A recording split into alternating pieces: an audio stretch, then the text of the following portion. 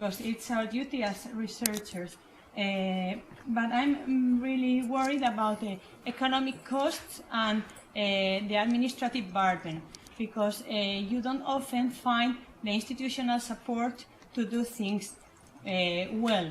And I think it's not only the effects, but the way of doing things that are important. And I wouldn't say our effort is not to do harm to our society, or our effort should be to bring something good, to promote that well-being. So that good value added, it's what makes it responsible, at least to me. And that's only the way to do things, to achieve this goal, through education and maybe through financial incentives to reframe, as you said in your leaflet, those problems, to get investors that are responsible in being interested in this sort of things. It's not only public funding, but also private funding that should be responsible. Okay, thank you. Hilary? Hello, I'm Hilary Sutcliffe from London. I run a sort of NGO think tank, so you're ticking some boxes on stakeholders here, guys. Well done. We are called Matter. We used to be called the Responsible Nano Forum, but no one would fund anything with nano in the name because they were too frightened.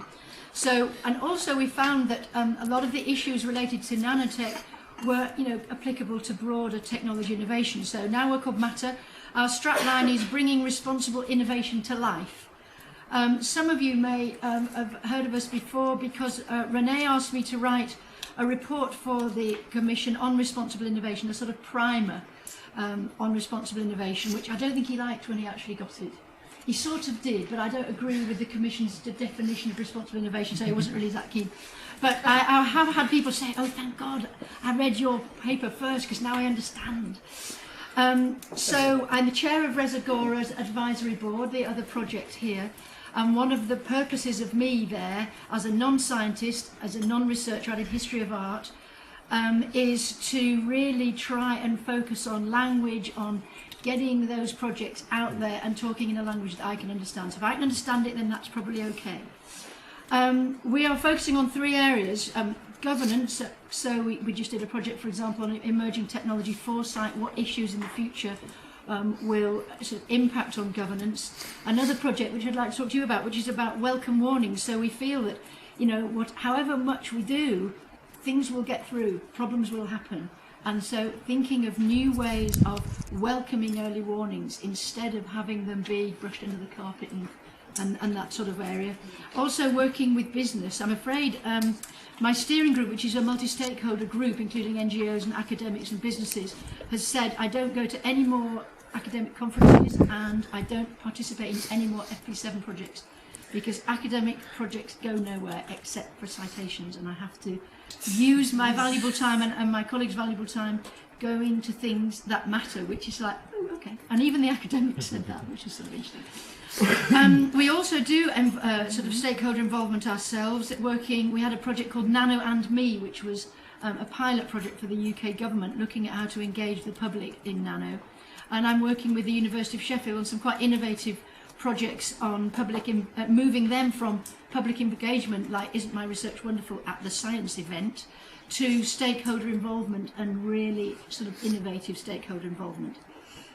There's two things I just wanted to say when we're talking about bringing responsible innovation to life that happened to me this week. I'm involved with the governance committee of a new technology, and if I tell you what it was, then you'll know the governance committee, or anybody who would. And it was all about responsible innovation. It was great. Oh, responsible innovation, it brought up, everybody brought it up. And then we had a conversation about the regulation around this new technology. So they'd done consultation and they said, oh yeah, well of course the NGOs didn't agree with that. They want it to be, different. And they all laughed and carried on. And I said, no, hey guys, this is what responsible research and innovation is. Responsible innovation is stakeholders think that the regulation is not fit for purpose, and actually, as it happens, for very good reasons. You've just laughed it off and moved on. This is what it is all about, and they were all a bit quiet.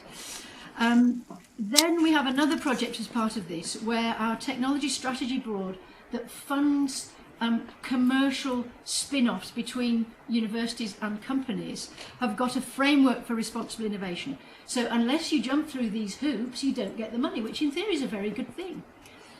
So they have in this framework is you will anticipate the possible negative impacts of your research and your product, and you will write them all down.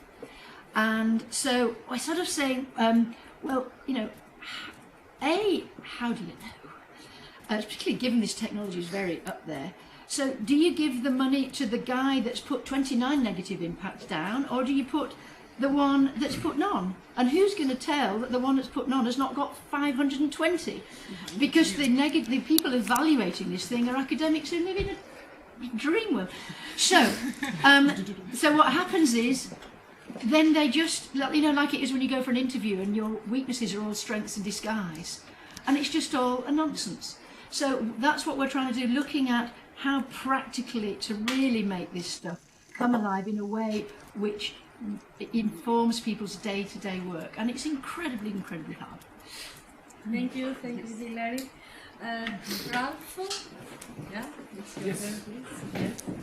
I'm from Delft University of Technology, Faculty of Technology, Policy and Management. I'm not an engineer, I'm an economist by training, but working very closely together with engineers. At the moment I'm involved in a project on the social acceptability of offshore wind systems. We are looking also at the social acceptability of fracking, that was already mentioned here. Or the smart metering and the electricity systems is also an issue which is very close to responsible research or acceptability or acceptance, how you might call that. And to be honest, I'm a little bit confused about what you want to realize with your project. I still cannot get really my fingers behind that. As a researcher, I'm working very closely together with the industry, with offshore wind producers, and I really see them struggling with these kind of issues you're mentioning. And these are commercial firms, and they're doing their utmost best to involve stakeholders and to involve the public, not only with the wind towers, but also when they are constructing these high voltage lines. It's an endless story, and I can tell you a lot about that, how participation might help or not. And as a researcher, my role is to find out how we could get towards social acceptable designs of these kind of systems. So we are in Delft at the moment, we are looking into the questions how we can design, prior to building these systems, how we can design certain values or embed certain values into these systems, which is forward-looking. Ari mentioned that already. So that's a very, very interesting approach, I think. At the other hand, I hear you also talking about self-regulation and self-governance, which is also close to my heart. I'm also looking into energy communities. Why are people getting involved into providing for their own energy needs? And what are the drivers for that? And that's also something which is related to social responsibility and participation. And here I get to a very interesting theoretical way of looking at it, which I'm exploring the past years. There are, of course, certain conditions under which self-regulation, especially if we look at things like energy communities or others, are successful or not. And I relate that to the work of Elinor Ostrom. I don't know whether you know her. She got in 2009 the Nobel Prize for Economics as the first female for looking into the sustainability of ecosystems. And a lot of her ideas were based on the self-governance of ecosystems of local communities. Under which circumstances is this successful or not? And in Delft we try to translate that into the self-governance with respect to infrastructures. So this is quite challenging, but my conclusion up to now is, under some certain conditions, self-governance and self-regulation can be a good instrument to realize certain values like sustainability or enhancing welfare or making people accept these high voltage power lines or not. But under other conditions, it isn't So there are conditions where we do not have to hope that self-governance will solve the problem. People can talk forever. But at a certain moment, we need certain rules and regulations, for instance, that poison in food is forbidden, for obvious reasons. Or that we do not want high voltage lines very close to dwellings because it's bad for your health. And we do not need social participation for that. And that's not the right instrument. And in this discussion, I'm listening now, I'm really getting lost. At a certain point, I think self-participation is something like an ideology, and I'm exaggerating. It is not, of course. But where are the limits? Where are the opportunities? Where do you want to apply this concept of participation? In which fields of research? And I have 1 minute, and I'm getting too enthusiastic, and perhaps I should stop here. And we could discuss later. Thank you, Ralph.